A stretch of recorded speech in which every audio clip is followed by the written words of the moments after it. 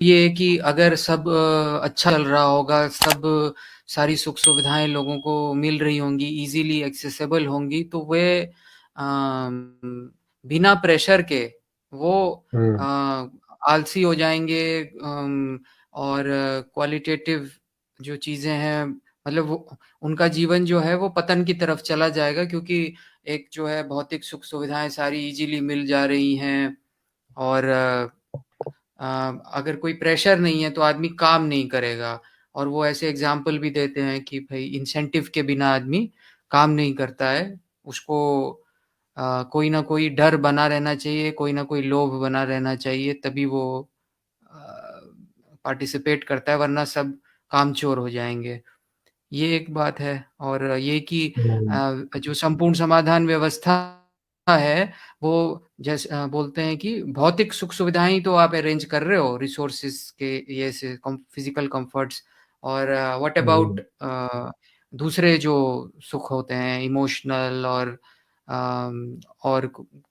मतलब खाली भौतिक सुख सुविधा दे देने से जीवन नहीं सुलझ जाएगा, ऐसी बात रखते हैं। जी जी। हाँ। हम्म। हाँ, तो इसको अभी छोटे रूप में अभी हम लोग समझ लेते हैं एज ए इंट्रोडक्शन। देखो, जब वो सिस्टम परतंत्रता वाला होता है, परतंत्रता वाला मतलब बाध्यकारी, जो आपके हिसाब से नहीं है, तो उसमें अगर उसमें सीधी सी बात है, आपको कोई जो काम करने को मिलेगा, क्योंकि बिना काम करे तो कोई चीज पैदा होती नहीं है दुनिया में, कोई सुख सुविधाएं पैदा होती नहीं है। लेकिन स्वतंत्र वाले सिस्टम में और परतंत्र वाले सिस्टम में एक अंतर है। परतंत्र वाले सिस्टम में आपको काम भी आपके हिसाब से नहीं मिलेगा, तो आपको उसमें परतंत्रता महसूस होगी, माने बुरा महसूस होगा, दुख महसूस होगा, जो कि आप नहीं चाहते। तो आप उससे बचना चाहते हैं, या आपको जितना कम से कम करना पड़े, या उसमें लोगों को कोई इंसेंटिव डालना पड़ता है कि ठीक है भाई, ये तो आपके लिए काम बोरियत है, इसमें तो आपको मजा नहीं आ रहा है, लेकिन हाँ, इससे आपको इतनी इनकम जरूर मिल जाएगी, पैसे आपको ज्यादा मिल जाएंगे अगर ये आप टारगेट पूरा कर देते हैं, कि आप जो दूसरे सुख हैं, जैसे कोई प्रोडक्ट्स एंड सर्विसेज हैं, वो आप खरीद पाएंगे, अच्छा घर आप बना पाएंगे, अच्छी क्वालिटी का भोजन खरीद पाएंगे, अच्छी क्वालिटी के कपड़े खरीद पाएंगे, या ये खरीद पाएंगे या वो खरीद पाएंगे। ऐसा लोभ आपको वो देते हैं, लोभ मतलब सुख। हाँ, आदमी को सुख का ही लोभ होता है, और दुख से भय होता है। तो और और या वो देखते हैं कि वो ये बोलते हैं आप इस दुख से बच जाएंगे, मतलब अगर आप ऐसा नहीं करेंगे तो आपको कंपनी से निकाल देंगे, कंपनी से निकाल देंगे मतलब जॉब चली जाएगी, जॉब चली जाएगी मतलब सैलरी नहीं आएगी, सैलरी नहीं आएगी मतलब उन सुखों को प्राप्त नहीं कर पाएंगे जिनको आप प्राप्त करना चाहते हैं। तो इस बात का भय होगा। तो कुल मिला के सुख मिलने का लोभ और सुख न मिलने का भय, या दुख मिलने का भय, इसी इसी में आप स्वतंत्रता और परतंत्रता को आप समझ लें। तो काम चोरी कहाँ कहाँ हमारे अंदर पैदा होती है, या पैदा होनी शुरू होती है। काम चोरी का मतलब है कि कोई ऐसा काम हमें करने को मिल रहा है जो हम नहीं करना चाहते, जो हमारे स्वतंत्रता के अकॉर्डिंग नहीं है, हमारे व्यक्तित्व के अकॉर्डिंग नहीं है, हमारे जैसा काम मैं करना चाहता हूँ। क्योंकि सुख केवल सुख सुविधाओं में नहीं होता है, सुख हमारे हिसाब के काम करने में भी होता है। कई कई प्रकार के सुख होते हैं, या बाद बाद में जानेंगे। जैसे कुछ जानने का सुख होता है, सुख सुविधाओं को उपभोग करने का सुख होता है, खेलने का सुख होता है, ऐसे ही कुछ करने का भी सुख होता है, कर्म करने का भी अपना एक सुख होता है। मगर वो कब होता है? जब वो हमारे हिसाब से मिले, माने जिसमें मेरी रुचि है, मुझे वो करने को मिले तो मुझे उसमें सुख होगा। जैसे मेरा जिस चीज को खाने में मेरी रुचि है, मुझे वो मिले तो मुझे उसमें सुख होगा। अगर मुझे कुछ ऐसा खाने को दे दिया जाए तो मैं ऐसे यहाँ नहीं खाऊंगा, और ढंग से भी नहीं खाऊंगा, पूरा भी नहीं खाऊंगा। माने जैसे आप काम चोरी बोल रहे हैं, वैसे ही खाना चोरी हो जाएगी, भोजन चोरी के। अब भोजन खाने में जो है चोरी हो रही है, मतलब जितना भोजन इसको खाना चाहिए ये इतना भोजन नहीं खा रहा है। भाई कैसे खाऊंगा उतना भोजन मैं, आप बताओ, जब वो मेरे हिसाब का ही नहीं है। तो मैं तो उसको खाने से बचूंगा।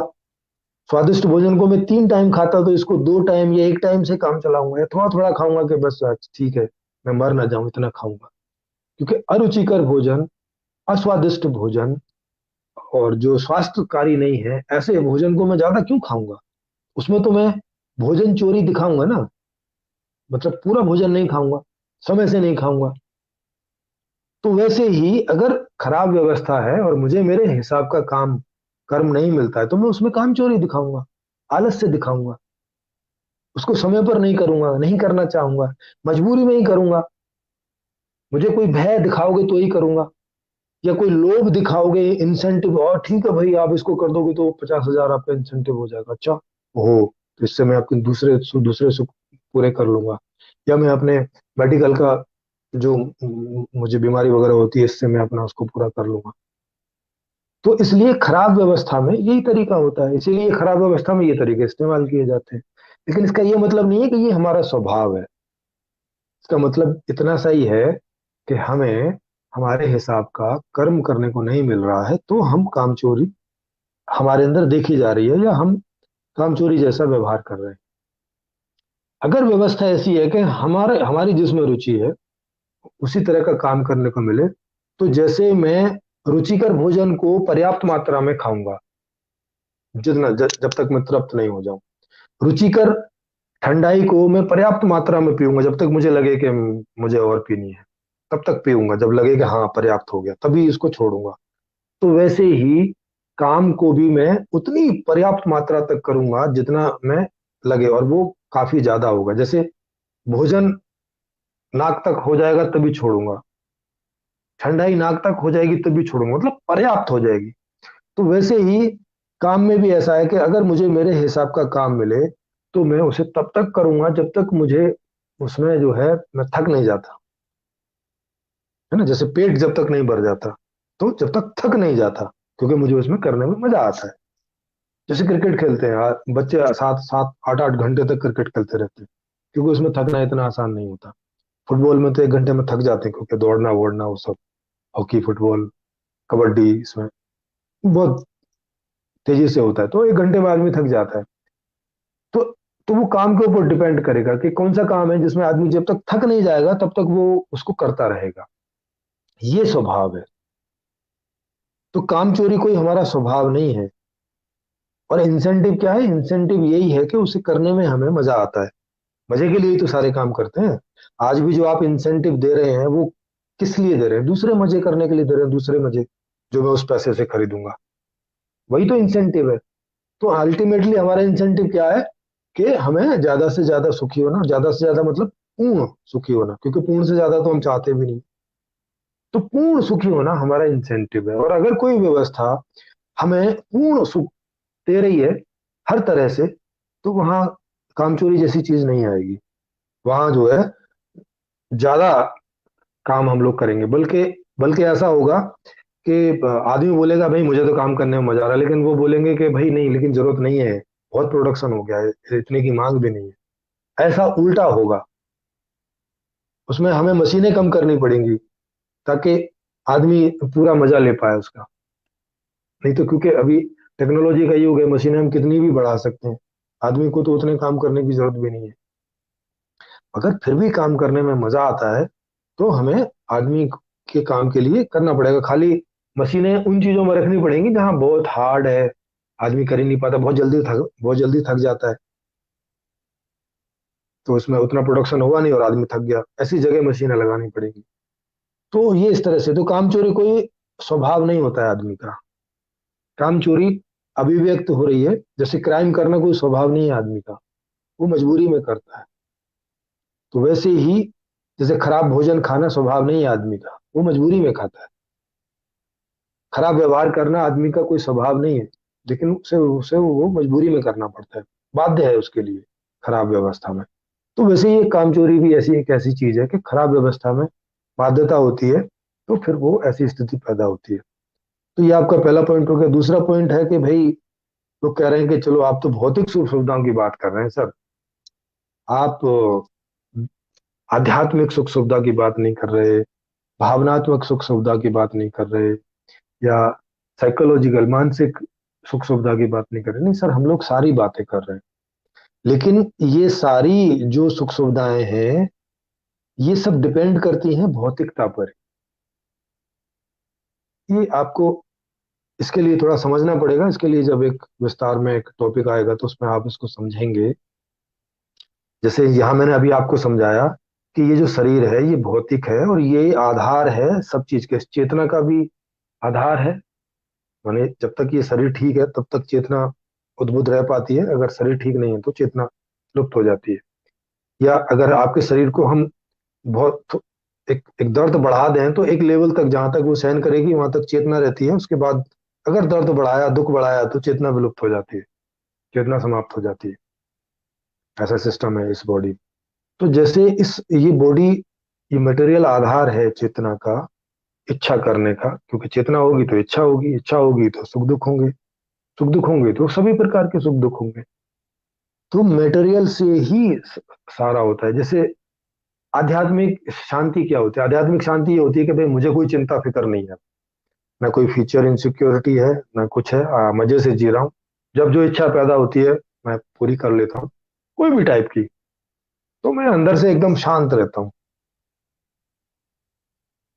तो ये ये किस बात से मुमकिन हो जा रहा है? ये इसी स्थूल, इसी भौतिकता की व्यवस्था से मुमकिन हो रहा है।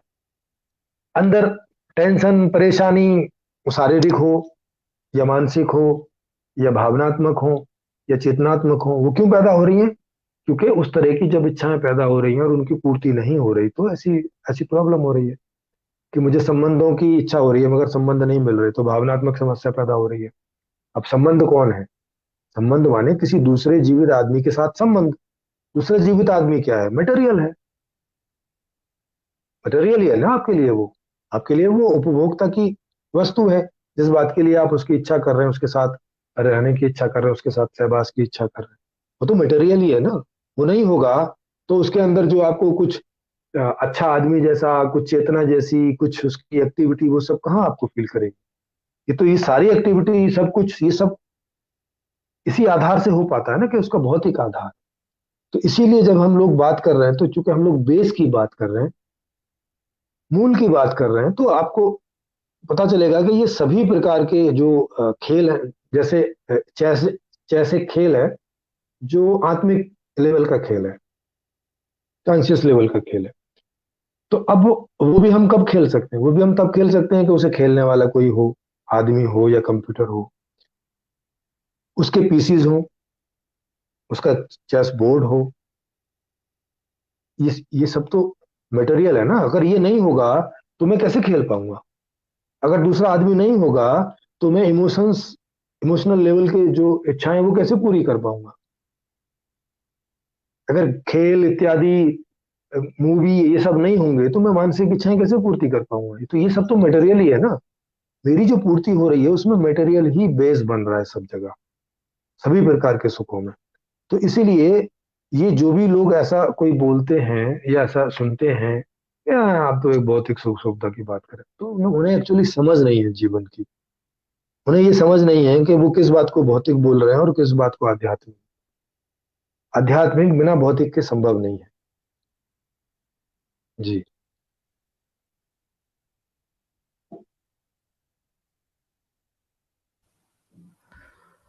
जी, तो किन्हीं और के कुछ प्रश्न हैं तो अ, यहाँ लिख सकते हैं।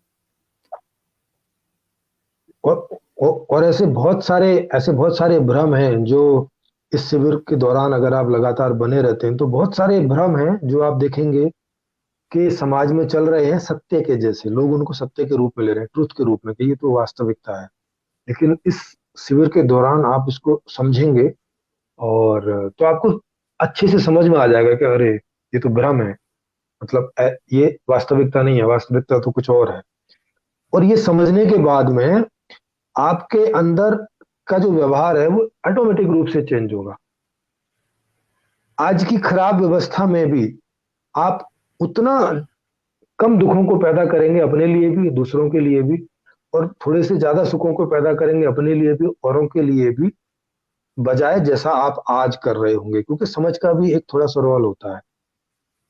स्थिति परिस्थितियां और वो सब तो है ही मेन बात, मगर एक समझ का भी रोल है। समझ का रोल होने से ये थोड़ा रहता है कि भाई अगर हम इस चीजों को समझते हैं तो थोड़ा पेशेंस हमारे अंदर आ जाता है। हमें पता है कि भाई ये तो होगा ही, इससे हम भाग नहीं सकते, तो उसे हम एक्सेप्ट कर लेते हैं। एक्सेप्टेबिलिटी बढ़ जाती है उस बात की। उस वजह से दुख कम हो जाता है और सुख थोड़ा सा बढ़ जाता है। लेकिन थोड़ा सा, ये अल्टीमेट रूप से नहीं हो सकता केवल समझ के आधार से। अल्टीमेटली तो आपको व्यवस्था ही ठीक करनी पड़ेगी, तभी होगा।